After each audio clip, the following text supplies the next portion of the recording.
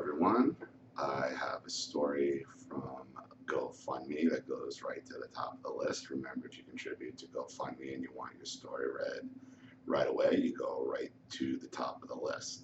Thank you to everybody who's been sending me their stories. I'm trying to get to them as quickly as I can. I'm going to be making a lot of videos today, so be ready. And here we go. This comes in through Facebook after a GoFundMe. Okay, here it goes. I am 34 and my whole life I have been the scapegoat to a narcissistic mother. I think my dad had something going on too. Grandiose, but later in life that disappeared after he got cancer. He was just left with the vulnerable narcissism where he became the enabler for my mother. I have 3 older siblings and 1 younger. The younger was the baby, so very protected. It was a strange setup because I'm still figuring out which role they all played. There was definitely a golden child thing going on with my older brother, but at the same time, he was also fighting for approval and attention. Even in his 40s, he still needs it from my mother. It's weird because after my dad died in 2013, he mellowed out, but my mother is always stoking that fire. And that's something you will see from the golden child, in that even though they were the golden child and they were treated well, they're getting off on, that's like their supply is that attention, and they can never get enough of it. So even though they were, excuse me, even though they were treated well, and you're the one who's lacking in attention and lacking in love and lacking in the things you needed, they're sucking up, the golden child is sucking up enough attention for all 5 siblings, and they can't get enough of it. They pretty much messed up all 5 of us. My eldest sister, the firstborn, and I are different to the others. Very different. Always responsible, creative, level-headed, and never went off the rails. A set of attributes that would be used later on to literally fuck us up beyond comprehension. Growing up with my younger brother was being left to look after him while they went out, and that's something that a lot of us deal with. We're basically born into babysitting. Child of 10, babysitting and ADHD freak, left scars, mental and physical scars. But hey, none of that was ever spoken about because it falls back on my mother's responsibility. Instead, for over a decade, I was blamed for how my younger brother turned out. She would tell everyone that I punched the crap out of him for years, and that's why he turned out the way he did. She even drilled it into him too, so he spent his life blaming me for everything, all to switch the attention of her onto me.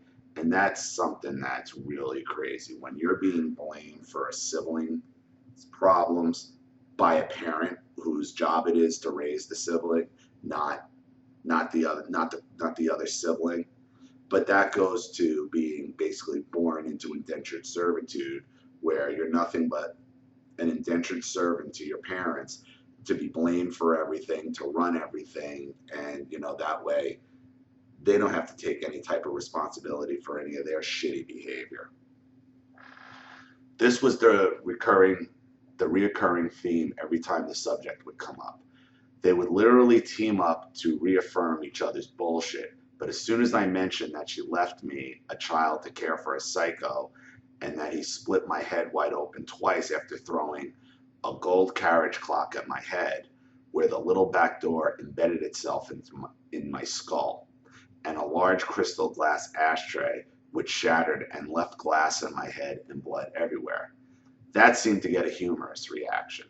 Yeah, well, and remember, when you're the black sheep and the golden child, anything bad that happens to you is funny. Remember, my mother, in front of the whole family, tried to make a funny situation out of her leaving me with a bunch of fucking gay guys and having really bad shit happen after they told them, yeah, well, we're taking our dicks out. And then she tried to make a joke about it. That is a narcissist defense mechanism, trying to build a flying monkey army in case you ever do call them out on it in public, and it's disgusting. But it also goes to the black sheep is always going to be put down. They don't matter. It doesn't matter what happens to you, what's said to you, how you were injured, either physically or mentally. It's to be made a joke out of it, because at the end of the day, you don't matter. It made them laugh, and it's somehow a comical event that needs to be made much lighter than it actually was. Seeing them joke about the fact that he scarred me for life twice, like my suffering was irrelevant and somehow unimportant. And yes, and that's the desired intent of it. But soon enough, she replied with, "Yeah, whatever," and returned back to their own narrative because she had to divert from the truth. She would never face her mistakes ever. Never, ever. She has this 100% intolerance for admitting she is wrong. If there was a green ball and a red ball on the table, she would say there was a blue and yellow and never deviate from her belief that she is correct and you are wrong. And that's something about my father, Normus, what he eventually said when my brother kind of confronted him about them keeping my daughter away from me and the things he had done, because he had cornered him on a couple of things, on actually a lot of things. And finally, my father just said, even when I'm right, even when I'm wrong, I'm still right. And that's really like, well, that's ridiculous. And then he'll hold to that. Even when I'm wrong, I'm still right. Even when I'm wrong, I'm still right. So even when they know they're cornered, they know they're wrong, they'll just fall back on, even when I'm wrong, I'm right. Even though I know it makes no sense. Yeah, I know, yeah, but I'm still right, even though I'm wrong. And it's like basically they're saying, yeah, what are you going to do about it? That's basically, what are you going to do about it? Even when she contradicted herself, which happened a lot and still does, she would deny ever said it, then invent something else she said, invent something I had said that was as insulting to her as possible, and then use that to fight me. She loved to believe her own bullshit. If she was ever telling another her fake tale, she would include all these false things to make sure she was perceived as the ultimate victim. Right, because everything is a trial. It's preponderance of evidence to the narcissist. It's like, well, how much bad stuff can I throw out there in order to in order to make you look crazy, in order to make you look like the abuser? How much out there can I do to discredit you? Because it's all about a discrediting. Well, you shouldn't believe because you did this and you said that and this, even though it's not true. And when you say it's not true, then you're called a liar, and then they see this is why this stuff happens. Cat. Her lies were pathological, but if I ever called her a liar, my God, the rage that used to unleash. If I ever proved her wrong beyond all doubt, she would get personal and nasty. She would invent some new accusation and shift things onto some unreal imaginary situation to make me look crazy. She refused to ever let me talk and would constantly speak over me and get louder with it. Her favorite word was whatever, which ironically became my younger brother's favorite word too. He mastered her actions and would use them on me too. And you know what? You're kind of seeing this behavior right now go on my last video. When the narcissist strikes back, who the actual narcissist, who the video was made about, is in there fighting with everybody using this exact method of fighting. Whatever, insulting, doesn't matter. Meanwhile, luckily that's happening publicly, so it's there for the world to see.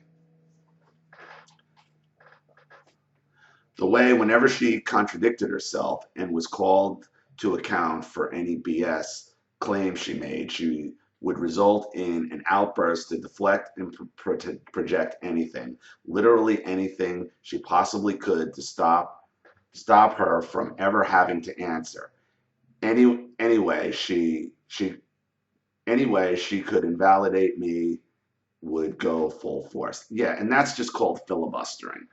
Basically, the narcissist thinks if I can prevent you from saying it, then it doesn't really happen. You know, that's a way that's a way you see a lot of these political arguments go on when somebody knows they're wrong. They'll just keep talking and talking and talking and talking when they know you're about to make a point, when you know you're about to corner them, they filibuster over you. Okay, and that's thinking like, well, if I can stop them from saying it, therefore it's not true. Then therefore I don't have to deal with it. Didn't happen. Not true. Whenever she would find herself losing an argument, she would tell me to pack my stuff and get the fuck out. And that's what narcissistic parents will always hang their hat on. If you're living with them or under their get out. You don't like it, get out, get out, get out. You'll be homeless. That's a typical tactic. I'd always catch her out, and that made her change tactics. Get vicious and cutting with her words just to make me react and change the subject down the road she wanted. She was a relentless tool to make me get more and more vexed and wound up to the point where I'd explode with frustration. Well, yeah, that's button pushing. You know, my mother was famous for that, where she wanted to fight, she wanted to go down a certain road, and they'll keep pushing your buttons, pushing your buttons, pushing your buttons until they get the reaction you want.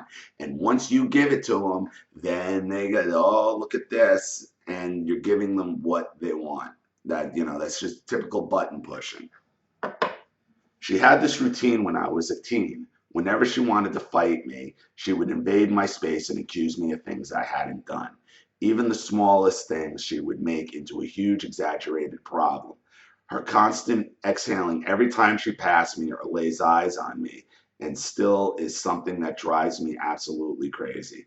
Told my sister about it and she said the same thing. And yet my mother did the same thing. They loved the huffing, the puffing, and I always knew when I came in the house, oh shit, here it comes. Because you could see it in her eyes. You could see the wild look in her eyes. And you would try to avoid it. And it got to one point where my mother couldn't take the fact that I wasn't responding. And she jumped on my back and started pounding on me.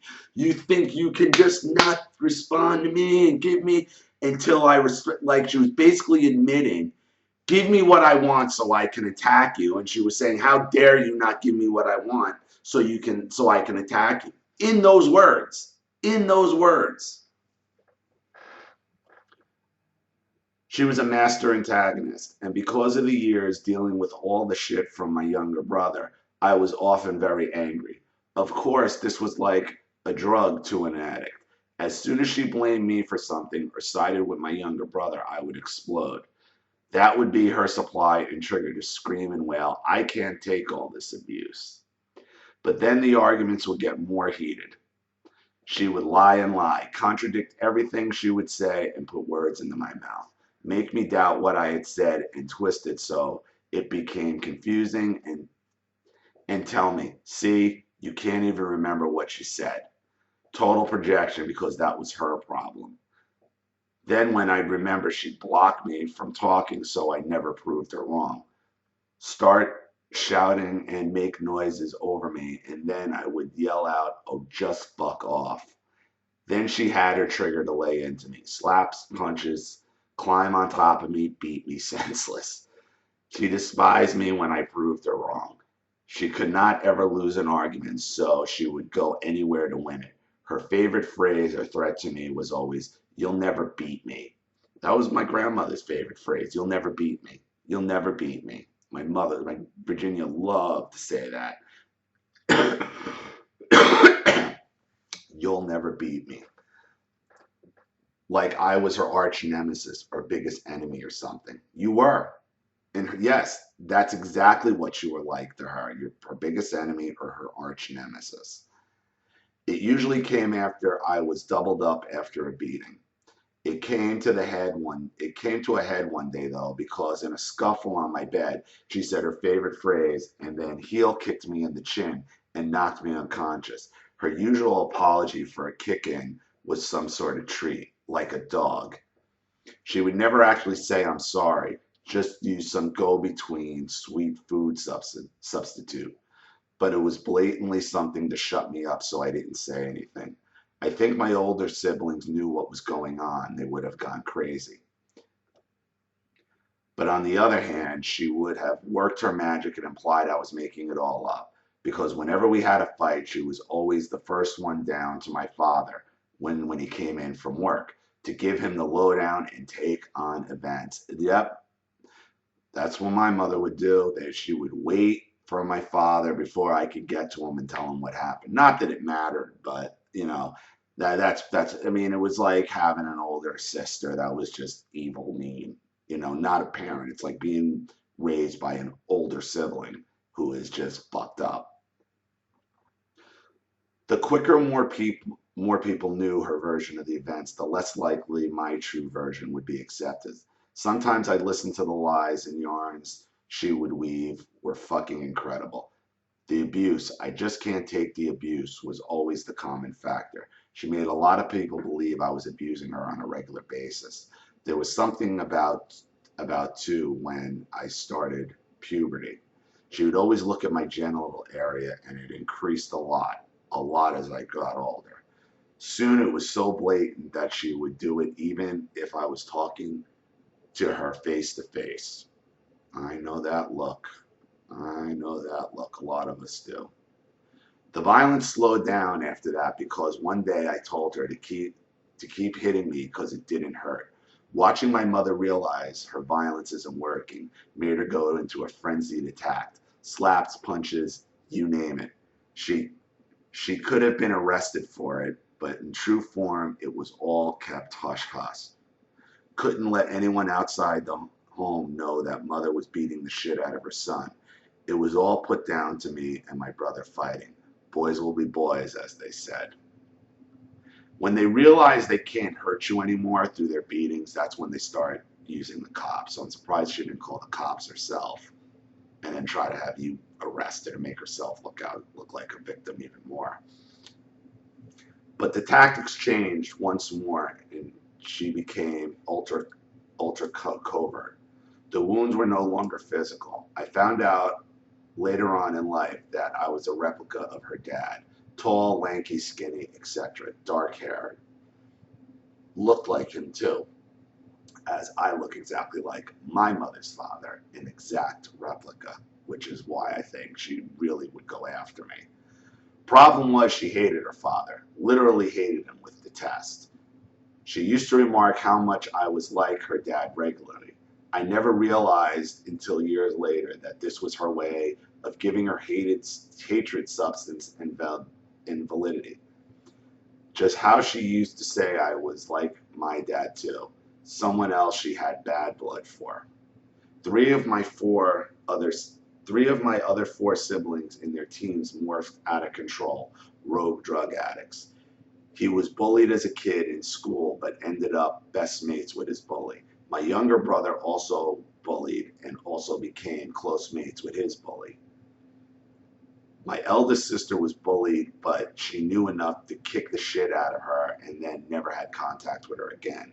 My eldest brother and sister really went downhill and became heavily addicted to coke, pills, acid, and would usually disappear with my cousin and their new circle of friends. My sister dropped out of school around 14. During these drug-filled lifestyles, got pregnant at 18 but had an abortion. Then got pregnant again with her then boyfriend and had the baby, which she dumped on my mother and father's lap. Subsequently, they made this firstborn grandson into their new golden child. Of course they did, because once again, they're the victim. Oh, look at all these screwed up kids I have. Poor us, poor us, poor us. When everybody should be looking, and they might be looking like, how do you have this many screwed up children? Five you got? One's violent, you. And then the other ones are all on drugs, and nobody's looking back at your mother. They probably are more than you think. My mom and dad this whole time did nothing about any of it. My brother was in a dire state, but my dad just completely chose to disown him. The only way my mother went to get him out was with myself and my eldest sister. They never knew where they were, but I found them. Things were incredibly fucked up. It was all attributed to the fact that they were damaged and fighting for attention, but also just self-destructing completely. The only thing my dad gave a shit about was what other people were going to think. And that's usually, that's what's most important to the narcissist, is their perception in the eyes of other people. That's what they care about, not their family, not their real friends, these other people who they want to impress. His reputation was far more important than the health and the lives of his own children. My mother gave the impression that she cared, but soon enough she was issuing blame on my cousin, always deflecting blame away from themselves and onto another. But none of it ended. It just stepped back a bit. My brother was still hooked on coke.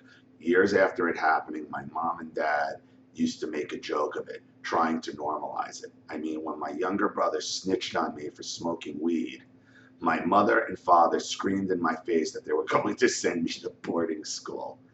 2 years later, my brother is smoking in the house every day and not a word is said in his direction.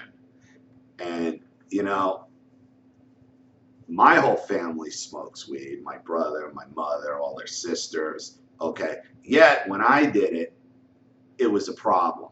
It was the worst thing ever. So, yeah, I get that as well, too.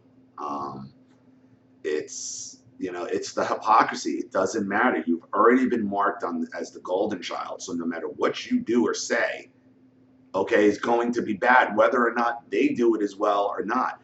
Hypocrisy doesn't matter when dealing with the narcissist in regards to you. They don't even know what hypocrisy means. They could care less. Anyway, instead of helping him, they would instead mock his addiction and use it as some sort of sting to make him feel guilty that it was all having such a terrible impact on them. I never understood how they could take something so terrible and dark and destructive and make it into a joke to limit the damage on themselves. So they believe they are not to blame. They know they're to blame. But like I said, hypocrisy doesn't matter. But after several of these occasions, my sister and I realized why we were the only ones present with my mom when shit went down. It's because we were the only ones in possession of the empathy, compassion, and the normalcy to deal with the situation. Like, we were the substitutes for what she was totally incapable and of what my dad wouldn't do. My brother had a coke addiction for well over 10 years. My parents did nothing about it, and even when he stole their things and got into serious trouble with drug dealers and had to go abroad for 6 months, etc., he would get into the same trouble out there and my parents would have to bail him out and bring him home. He was a renowned pathological liar, a serial mythomaniac. He hated me because I always caught him out. He repeated the same self-destructiveness thing again and again. But instead of helping him, they just denied his problem as severe as it was. They could never reprimand him for his actions. He stole over 2,000 pounds in money by cashing fraud checks from my mother's bank account. Took her near enough 5 years to pay off all the debt he called. Did he get punished? Nope. The things he stole never punished and were never brought up again. And they never are. You never are. You see, you're still trying, you know, you're working this out in words, and like, it doesn't, they're going to keep doing these things over and over and over and over again. The good thing about writing these out, you can see how many times they do it, and the evidence is right there in front of you. It doesn't, the only people that can do anything wrong is you, the black sheep. It doesn't matter what the rest of them do. It doesn't matter, and it's going to continue over and over and over and over again. They're never going to see the light because their light is in abusing you. That's all they care about. Instead, they just make a joke of him and mocked his behavior with sadistic humor. He was regularly the butt of the jokes for years in front of people, and my dad enjoyed doing it. Because as long as his awful disease was made into a joke and pushing the mockery on him, he wasn't seen as the failure, nor was my mother. Exactly. All they're saying when they're mocking him is, don't blame us, don't blame us, don't blame us. So strangely, he was not only the golden child, but also suffering from that narcissism too. My sister was also treated in the same way, but she just wanted to manipulate my mother and blackmail her to gain the attention when she wanted to see the grandchildren. But make no mistake, she loved her children being the golden kids over my eldest sister's kids. Right, and that competition when you get older, being raised by narcissists, will extend to your children, because then the children are used as pawns against one another. The cousins, the nieces, the nephews are all used as nothing but pawns. That's all you all are. As children are pawns in this narcissistic game. My parents chose to treat my eldest sister's boys with zero attention whatsoever, like it was a chore to just give anything to him: affection, time, and presence. Her eldest boy, who is the same age as the firstborn golden child's grandson, one day asked Mommy, why doesn't Nanny and Granddad love me? If I had kids and heard my child say that, I'd have put my home on the market and moved as far away from them as I possibly could, which should have happened. It should have happened long before this, but, who can make sense out of all? Who can make sense out of all this 10 years ago? But considering whose kids were whose, my eldest sister came to realize that they had just as much deep problem with her and always had done. My mother never saw her or me as son and daughter, but what they called us both one day during an argument: you people. Oh, you people. You people's another good one I heard. But that was either when my mother or her mother or even her sisters were mad at multiple, then it would just turn into you people, you people, you people. So you people's another one.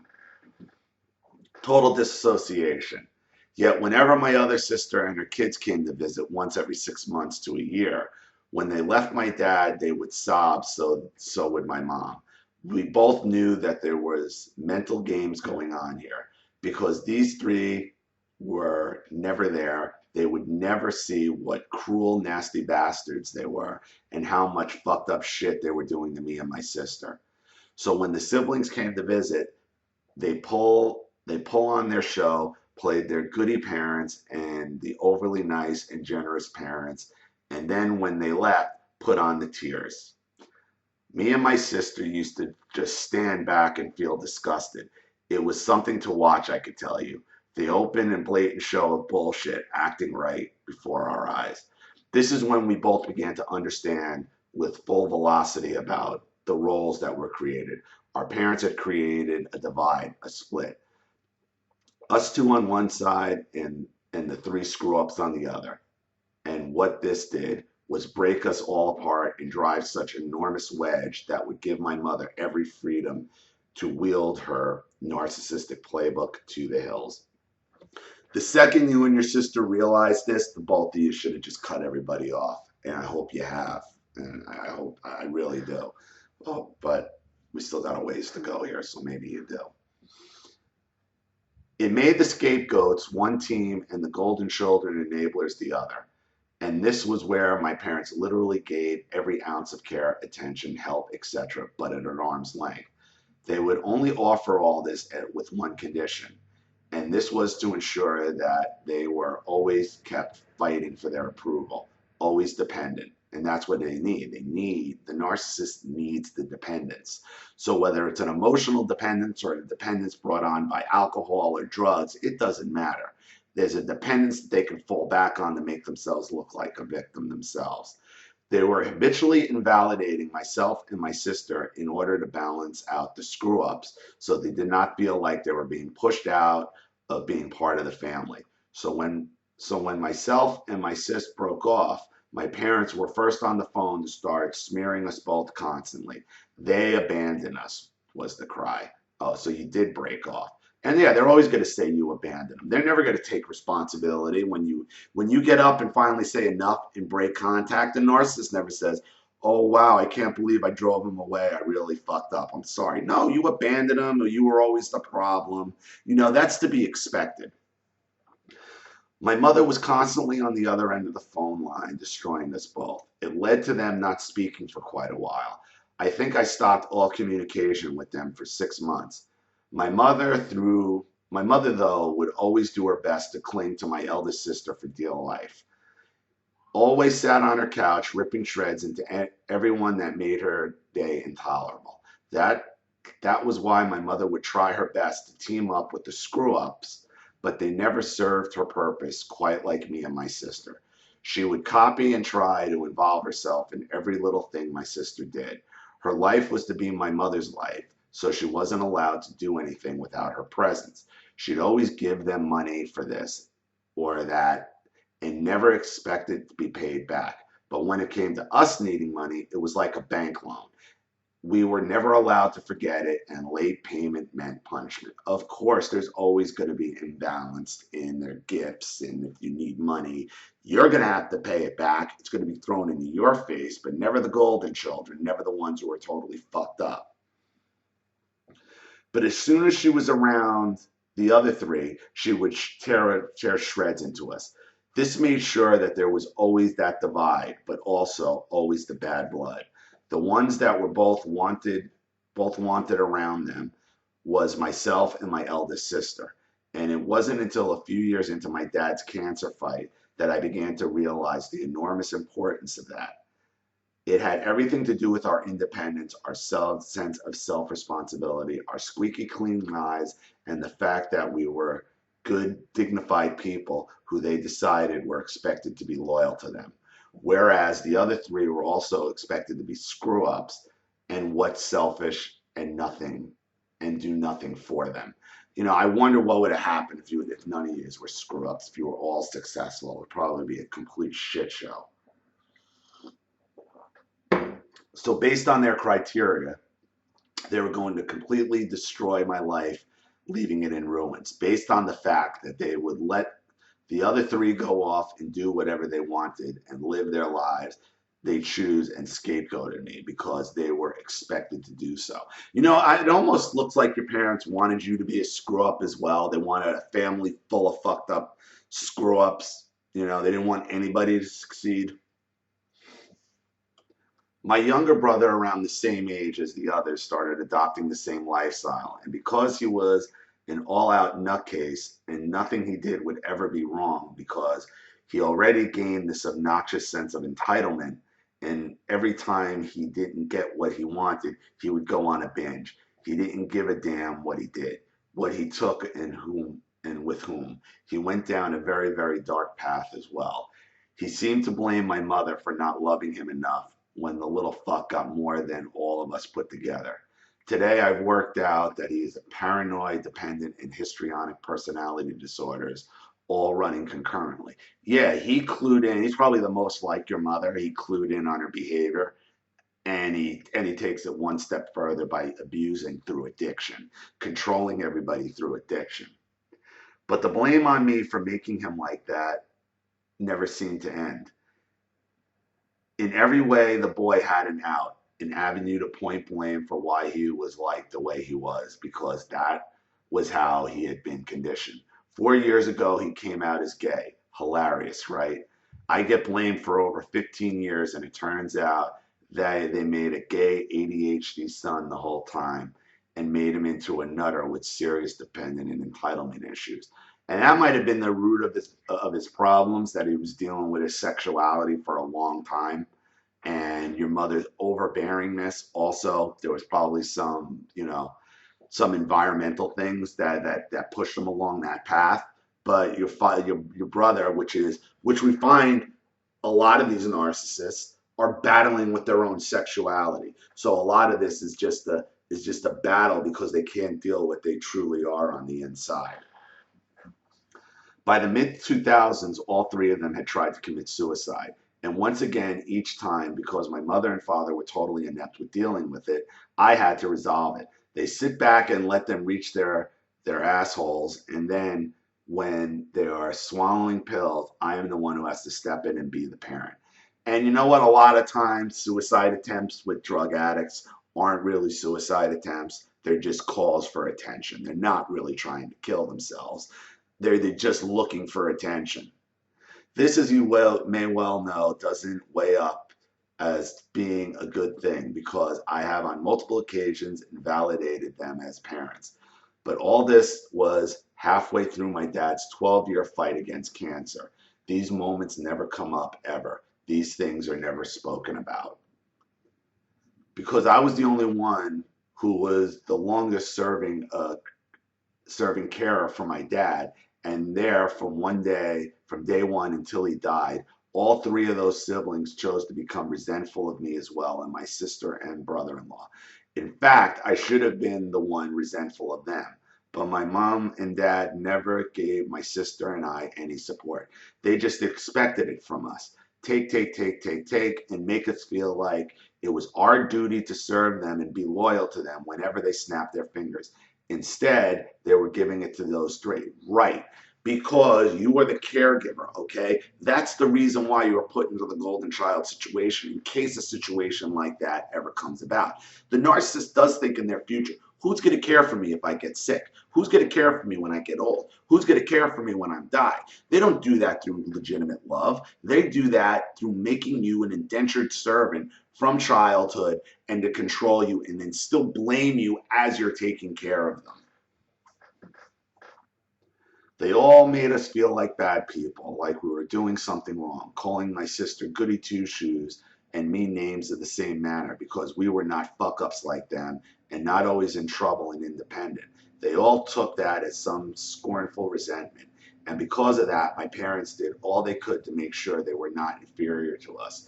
But the sick thing was that my mom and dad always thought that way. Like they saw us as above them and assumed we were superior to them because we weren't fuck-ups. But you were superior to them. That's just the thing. You are superior to them.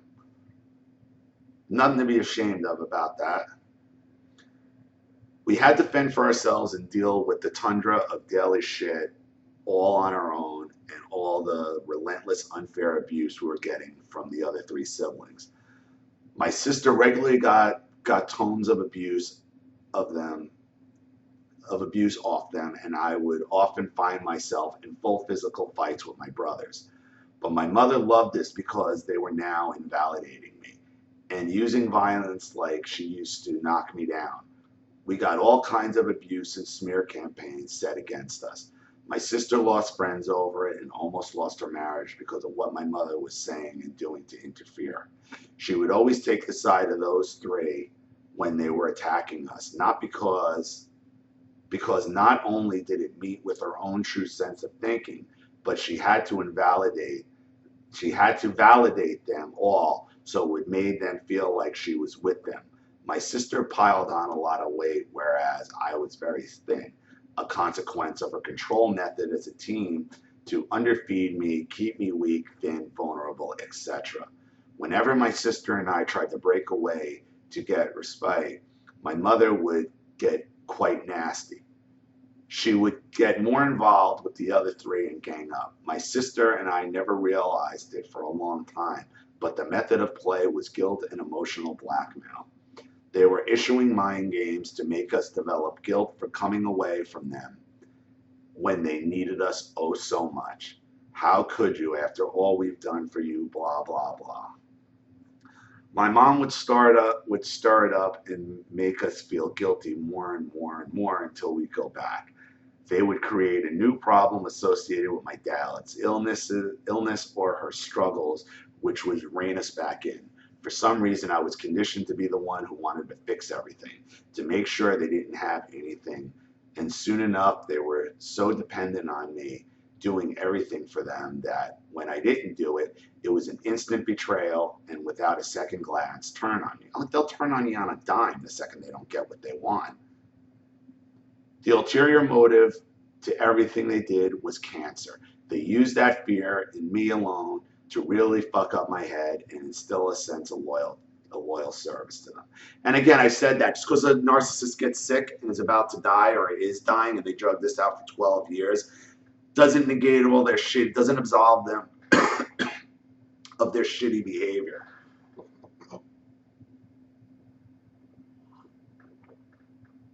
Even when I was at my lowest and they could see how my life was falling by the wayside. They would pile on the abuse. My mom and dad would team up and tell my brothers how much of a bum I was for not having a job. They'd say that I was unemployable, a bum, a ponce, a scrounger, and a recluse loser. These were all coming from my mom and dad, and they were brainwashing my brothers to believe all this because, once again, they had to invalidate me so they did not appear to look incompetent. Meanwhile, you're taking care of this fucking douchebag as he's dying of cancer. You should have said, fuck him. Go have one of the junkies help you out. After my dad got over his third cancer regression around 2006, and once again me caring for him, I decided my duty was done. So I set about fighting back for a career. They knew that I was doing this because they could see from day to day how much of it I was planning. I did the same thing when I was planning for my apprenticeship at Airbus in 2001, which I had to give up. 6 months after they told me they had sold the house, my eldest sister already moved to the Midlands to get away from our crap family. But to my shock, and I'm sure hers, they had bought a house 3 roads away from her. Essentially, what they were doing was leaving me with nothing, but also leaving the other 3 siblings because they already had their own lives and always kept at arm's length away. Yeah, they went for the better deal. Narcissist is always going to go for the best deal possible. It was a very devious and nasty play because what they wanted was to have me and my eldest sister in close proximity so they could receive full supply, whilst giving on serving the other 3 from a long distance. At that moment, everything just fell down on top of me. Everything that occurred, every ounce of patience and fight, every day I had fought to get through, every tear, every drunken night, everything I had given up and sacrificed, all the shit jobs and the crap I took from people, the abuse I took from my family, the loss of my girlfriend, the fights with my siblings, and the emotional turmoil just crushed me. Yet they were unfazed by the fact that I had fallen into a depression. They told me they knew, but said and did nothing. I know now that this was an achievement accomplished by my mother. And you know what? When I was breaking down during my divorce and things, my mother said it to me. Oh, we know you're depressed. We know you're depressed. They could have cared less though. We know you're depressed, but they would continue with their abuse. They're like, we don't care you're depressed. You don't matter. It took a year and a half, but finally it all fell to pieces. And because I was desperate, I took their advice and their recommendation to move to the Midlands and live with them until I got myself back on my feet. That never happened. It was never allowed to happen. My dad was ill again, and therefore I was going to start again. The exploitation of the fear of cancer and death of the emotional blackmail. My dad was an ultra enabler now for my narc mother. She was out of control because I was now on level par with the other 3 in her eyes. But even so, I was still the same person as my eldest sister. Basically, what I did was went on a rampage of doing everything I could to get my dad well again, and I literally learned everything there was to know. Day and night for years and changed his life. My mother at this point just tried to leech off of it and pretend she was part of it, but my sister and I were doing all the work. She would sit and listen to us telling my dad about this and that, and then the next day my mother would sit there lecturing us all the things she had overheard us saying the day before, literally hijacking our words and using them as her own to appear like she was in control and she was the one in possession of this knowledge. Yeah, because your mother's an idiot and she knows it. But narcissists are very good at parroting and repeating what you say. So they might be able to talk the talk, but when you dig deep and drill down into what you're actually saying, they don't have a fucking clue. Well, when they make it, well, explain that, mother dear. Explain that, dear mother. And they can't. Then they see them get nasty again. Oh, fuck you. Go fuck yourself. You've always been the problem. Narcissists are just dumb. They're dumb.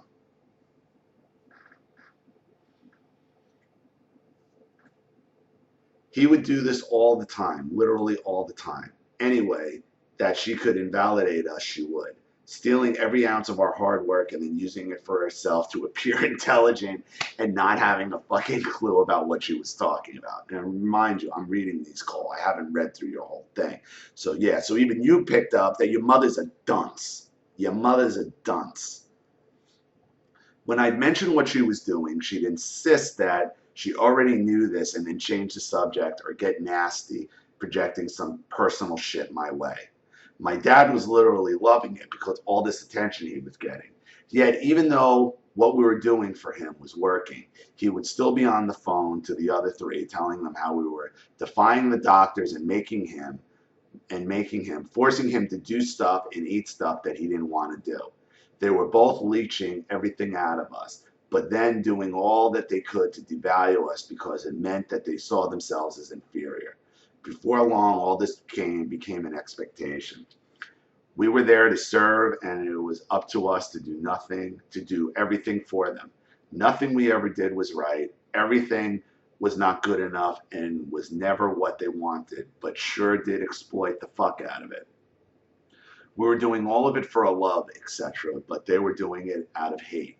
They showed us both that they really did hate us both. Otherwise, they would never have made us endure such terrible things endure all those terrible things for all that time.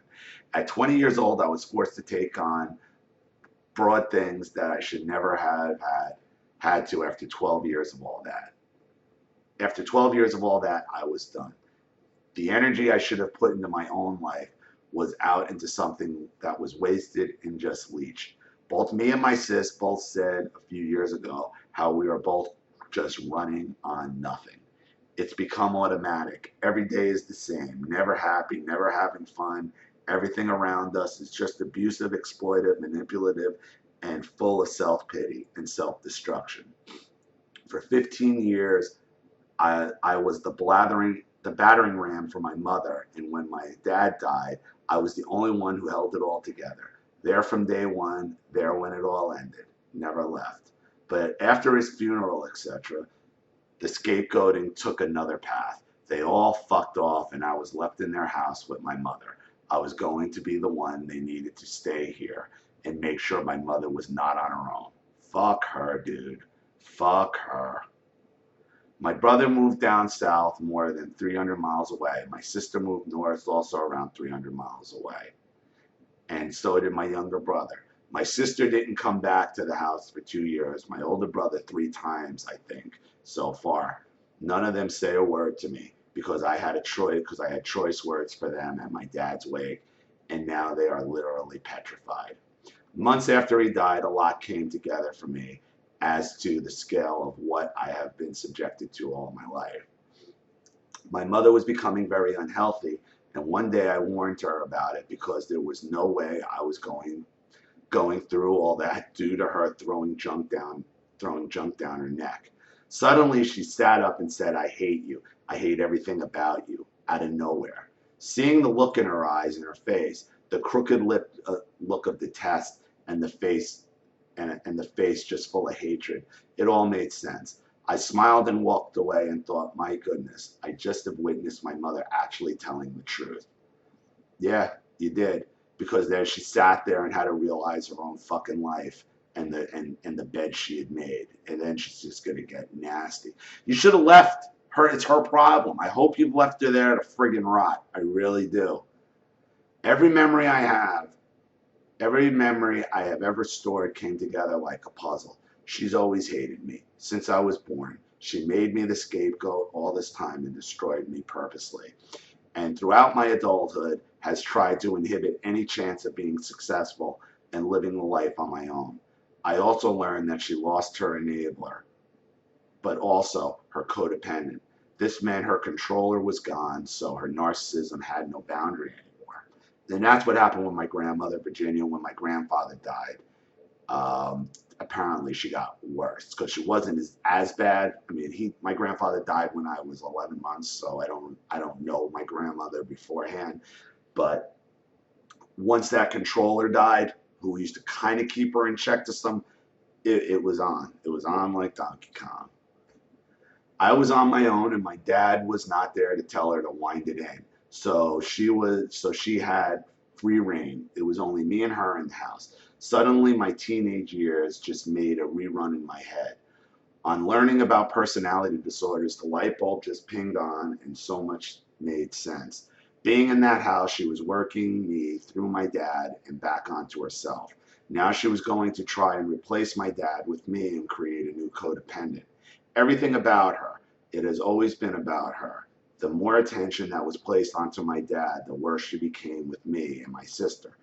This was why she would turn up on my sister's doorstep and just vent a head full of shit for several hours, using my sis as her own conscienceless battering ram. Yeah, Virginia used to do that. She'd just show up at my parents' house and start raging. Usually when my father wasn't around, because if my father was around, he'd fucking put her in her place. He had that ability. But if it was just her and my mother, oh, God, wow. Grab the popcorn and watch that battle. Whew. Whenever myself or my sister had a problem, she would completely reverse it and make it comparable to herself and then make it hers. No one had bigger problems than her, yet most of the bullshit she'd say was what she was too gutless to deal with herself or what she had created on her own by being a manipulative virus. At no time would she ever enable herself to accept the problem someone else had because according to her, no one else's problems were as huge and important as her own. Another thing, if somebody comes with a problem to a narcissist, the narcissist is going to tell you about how their problem is much worse, how they got it worse, because they don't want to hear other people have problems. It's about me, me, me, me, me. Even my dad's cancer was often disregarded as him being a hypochondriac. Whenever we said that we were depressed, she said hers was worse and how she was so utterly alone. Yet she was never alone, ever. I was, on the other hand, without anyone to go to, was alone and suffered from loneliness nearly my entire life, but again disregarded, unimportant, just as my depression. Because she saw it as being unimportant as hers, she ignored me and watched me as I plummeted into severe depression, and so did my sister. Yet that didn't stop her from venting on a daily basis. The woman was just toxic, overwhelming like a viral bacteria, eating at your immune system until you were too weak to take anymore. Eventually, we were both completely stepped back because it was killing us. We were in bad, bad shape. My sister almost got divorced and needed therapy. I had a nervous breakdown. But did we get any compassion or feeling? Nope. Like usual, deal with yourself because you are expected to. In the end, we knew she was totally inept to feeling and empathy. Even last year, when crossing a busy junction at traffic lights, going back to work, a wanker in a 7.5-ton lorry, definitely in England, going around 50 to 60 miles per hour, ran a red light while looking at his smartphone and missed me by less than a meter. When I returned home, I foolishly told my mother about it. Her response was, "That's disgusting. That asshole should be found and arrested by the police for running a red light." Ignored the fact that her son was just inches from being a dead, bloody, broken mess on the road and petrified the life out of me and now in shock. No, the lorry breaking the law was far more important. So I have no communication from her, but she never stops her covert manipulation. Every day she does one thing after another to antagonize me, to explode so she gets her entrance back in. And it's not like she starts and stops. It's nonstop. She'll do it over and over because now that I've learned this isn't a game she is playing. This is who and what she is. Like breathing, what she is doing is natural to her. It's relentless because she is relentless. She has full control over something she has never been in control of. I am her target. She has no one else and sees me as someone who's going to be her supply until she is dead of old age. She does not care that my life has been ruined and destroyed to the point where I have nothing. She knows I have nothing because in that situation she has full hold of me. But not being able to use me as her way of getting self-affirmation and to achieve her sense of esteem and control, she loses her mind and tries to get under my skin. It is so in my face that I find it funny. I really do. But one thing that topped it off for me was this. I spent 2 years planning to move to the Midlands to Newcastle in the northeast of England. Sounds like there should all just be castle. I've never been to England, but everything sounds like there should be a castle. I was going to be returning to university. Everything was going smoothly, but things took a turn for the worse, and it fell through. To say I was devastated was an understatement, and I became heavily depressed. She saw this. Day after day, I was not communicating at all with her, and she just stood and looked at me, just withdrawn from everything. Nothing. She knew very little about my plans, so she did what she does, goes fishing to other people for information. Once she finds out a little about why I am the way I am, she puts two and two together and realizes that it has all fallen apart. The next day, I'm standing at the kettle making tea, and she walks in, stands a few feet away from me, and starts singing a song, Bobby Brown sing that goes, every little step I take, you will be there. Every little step I make, we'll all be together. She puts extra emphasis on the last part. The anger builds up so much when she walks past me. I grab a sharp knife and held it to her while her back was turned. Not only had she gone fishing for info, but she had intentionally used what she got as the weapon to add acid to an open wound, and she reveled in it. I have become mentally broken, and I suffer from severe depression, mostly because I am yet again stuck and imprisoned in this toxic city with a toxic woman in this toxic house. Just last week, I was suicidal. Really wanted to end it all, but I realized it's not my life I want to end. I just want all 2 decades of it to just end. I just want to be over it so I can actually live my own life and never have to endure this anymore. I have had possibility the strongest patience I know of, but recently that patient has dissolved, and when I wanted out, but I knew I couldn't. I just fell to pieces. Every day I ask myself, why and how did I get here? All I ever did was try to do what was right, but all those who were supposed to be the ones who made me literally broke me in half, even now. Still trying to break the two broken halves just to make sure. People tell me I can get my life back, but I tell them straight, you don't know what it's like. You never know until you endure it. Only those who do can have the right to stand there or give anyone else that encouragement, because they know that to truly return to anything resembling normal is long and arduous as the road that led them there. It's like saying that the whole pane of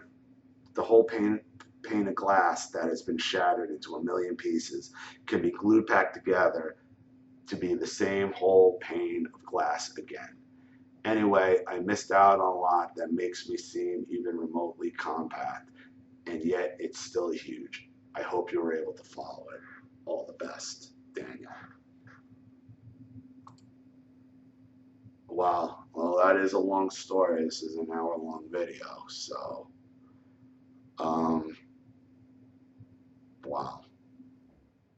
I hope everybody got something out of this. I'm sorry it was so long, but it was a very long letter. I hope you get out of there. I really do. I hope you get out of there soon, because this woman is poison. The singing thing, just, it triggered me. That's why I kind of got a little, because my mother used to do that. She used to, like, when she really wanted it, then she'd love to sing and like dance, like, it's like, yeah, this like dancing on your grave, dancing in your face. So I get that. I'm sorry you went through all this. Thank you for sending me your story. I really appreciate it. Everyone else, thank you for watching. If you made it this far, I hope you did. I did my best to get through the letter as quickly as I could. So thank you for watching. Again, if you want your letter read right away, please consider contributing to my GoFundMe. The link's in the description box. You don't have to contribute for me to read your letter. It's just yours goes to the top, because I do have a lot of these to make. This is Ollie Matthews. Thanks you all again for watching. I'll see you all again real soon.